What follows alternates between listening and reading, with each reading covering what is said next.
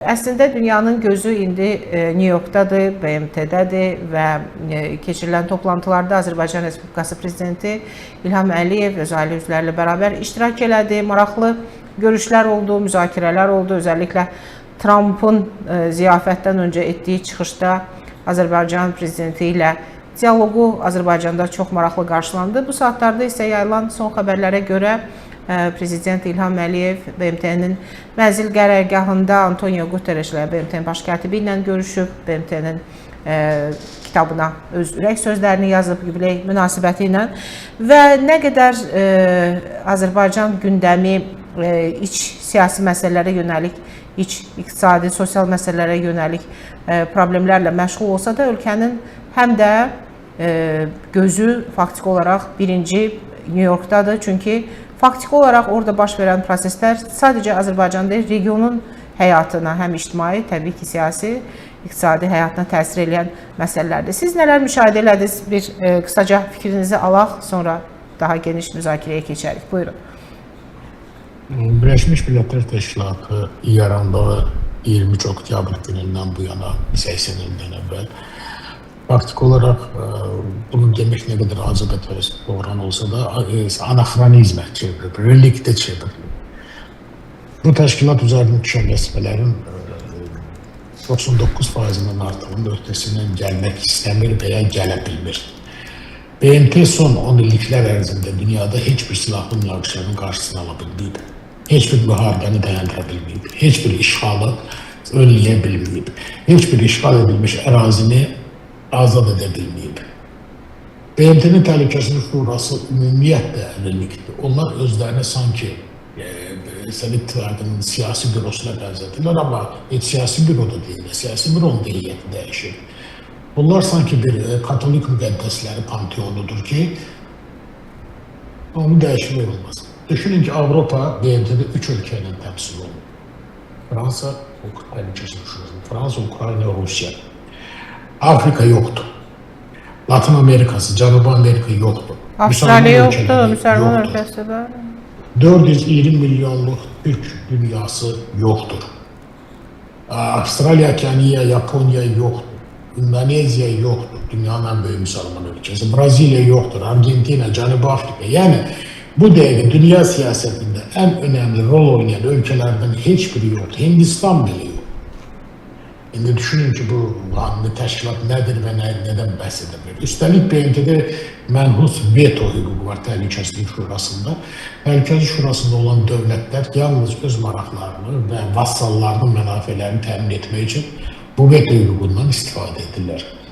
BMT-nin ciddi islahatlara ehtiyacı var. Çox ciddi islahatlara ehtiyacı var. BMT-nin Təhlükəsizlik Şurasında heyəti genişlənməli və dünyada olan qüvvələr nisbətini yox, ədalətli bölünməni təmsil etməlidir. Bu da yoxdur.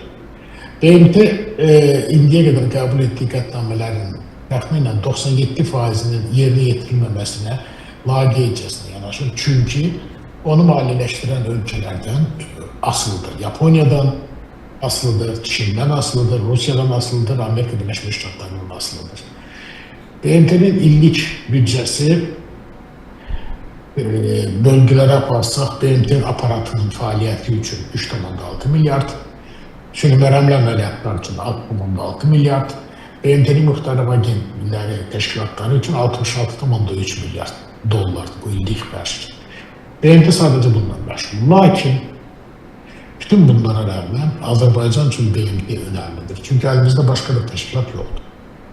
Və bu baxımdan da Azərbaycan Prezidentinin New York'a səfəri və orada görüşlər keçirilməsi çox diqqətə layiq bir məqamdır. Mən sizin xatırınızı 5 il əvvəlki bu günləri gətirmək istəyirəm. 5 il əvvəl, sentyabrın 21-də, o vaxt COVID-19 koronavirusun tüğyan etdiyi bir dövrdə, BMT-nin 75 illik sammitində onlayn qoşulan dünya liderləri və o cümlədən Azərbaycan Prezidenti İlham Əliyev çıxış etdilər. Azərbaycan Prezidenti onda dedi, Ermənistanın baş naziri Nikol Paşinyan aqressiv militar ritorika ilə çıxış edir. Ermənistanda könüllülər, batalyonlar formalaşır.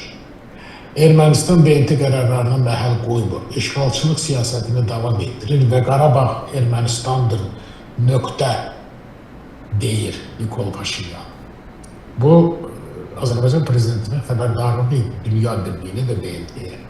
Cəmi 6 gün sonra 2-ci Qarabağ müharibəsi, Vətən müharibəsi başladı.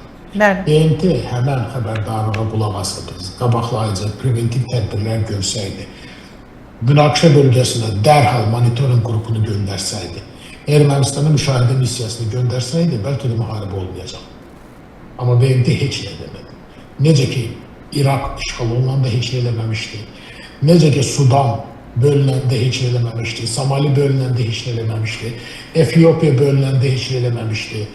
Necə Myanmada, Darfurda və digər yerlərdə soyqırımlar olanda heç nə etmədi. Necə Srebrenicada qətliam baş verməzdən əvvəl yerli müsəlmanlar hamıya müraciət edib kömək istəyəndə BMT susmuşdu.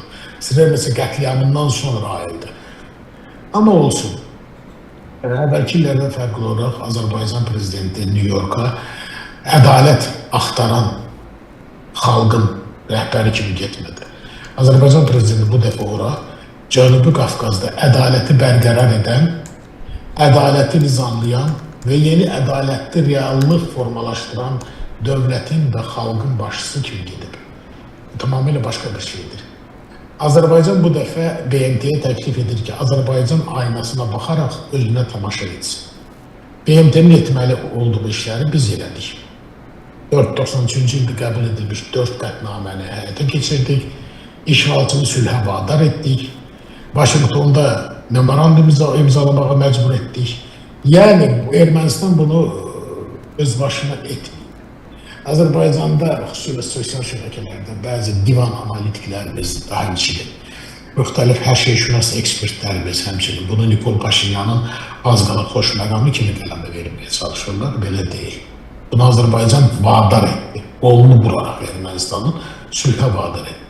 Kapitulyasiya vadar etdi. Və bundan sonra Cənub Qafqaz yox, hər bir ölkə bilməlidir ki, Azərbaycan kiçik ölkə. Ordumuz da nəhəng ordu deyil. Nüvə silahımız da yox.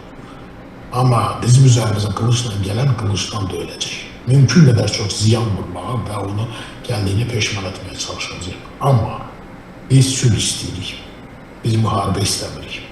Bizim gerbimizdə qəlində qılınc sıxan qartal və yaxud da digər mifik canlılar yoxdur.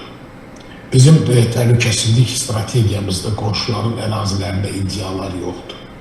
Bizim orta məktəblərimizdə mifik tarixlər və qisas uğrunda qanla yoğrulmuş intiqam hissini alovlandıran mətnlər tədris edilmir. Azərbaycanda gənclər tamamilə normal həyat yaşayırlar. Və bu həyat yaşayanların arasında xristiyanlar da var, yahudilər də var, müsəlmanlar da var. Hər din, hər il, buddistlərdən tutmuş, ateistlər, agnostiklər, deistlər, hər kəs var. Və BMT, mən demirəm, bizdən dərs götürsün. Yox, mən belə pafası qətiyyən sevmirəm. Biz irəliyə doğru getməyə çalışırıq. Gedirik, yox, getməyə çalışırıq. Biz çalışırıq nəsə edək. Problemlərimiz həddindən artıq çoxdur. Biz çalışırıq problemimizi özümüz həll edək. Kimsəyə biz bunu tender vasitəsilə həvalə etməyək. Biz müstəqilliyimizi al-ver obyektinə də çıxarmamışıq. Ona görə biz bəzi dövlətlər ki var deyirlər, xəyal tılıqla yaşayırlar. Biz deyirik, soğan olsun, nəqd olsun. Ona görə də biz nəqd, gözlə görünən, əllə vurulub hiss edən siyasəti sevirik. Biz İmmanuel Kant'ın fəlsəfəsini geosiyasətə daşımışıq. Amma qaldı həvadislərə, nağıllara, xəyallara, onlar ayrı məsələdir. O xəyallarla yaşayanın axırı yaxşı olur. Həqiqətən. Məsələn, Gürcüstandır, Ukraynadır, Qırğızstandır, Moldovadır və digər ölkələrdir. Çox ciddi çətinlikləri yaradırlar və sonra da onu dəf etməyə çalışırlar. Qədim Çin atalar sözü var ki, müdrik o deyil ki, problemlərin öhdəsindən, çətinliklərini dəf edir və çətinliklərin öhdəsindən gəlir. Müdrik odur ki, o çətinliklərin yaranmasına ümumiyyətlə imkan yaratılır. Məsələ budur. Ona görə BMT-nin bu iki sesiyası Azərbaycan üçün çox önəmlidir. Azərbaycanın keçirdiyi görüşlər, apardığı danışıqlar, dünyanın ən böyük investisiya şirkətlər arasında yer alan strukturların Azərbaycana çatması, 9-7-ci düzəlişin dondurulması ilə bağlı Azərbaycana layihələri təqdim edən və ya pul qoymağı təklif edənlər, bunları biz yaxşı görürük, anlayırıq. Azərbaycan iqtisadiyyatına maraq çox böyükdür. Çünki başa düşürlər ki, indi mən burada durub özümüzü tərif edeyim, deyim, ay biz beləyik, eləyik. Yox, elə deyil.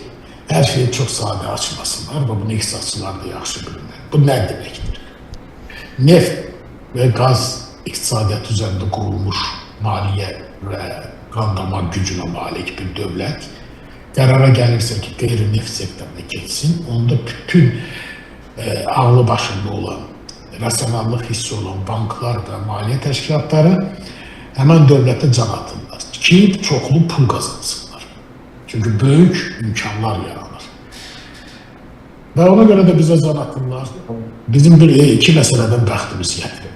Bir, ordumuz həddən artıq vətənpərvərdir. İki, Azərbaycan prezidenti İlham Əliyev. Kim nə deyir deməsin, mənim umurumda belə deyil. Çünki mən bunu bir soğuqqanlı təhlillə deyirəm ki, Azərbaycanın sadəcə bəxti gətirir. Həm ordu, həm prezident sağda.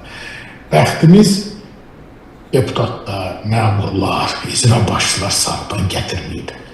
Amma onları da ümid edirəm ki, tələfi edəcəyik.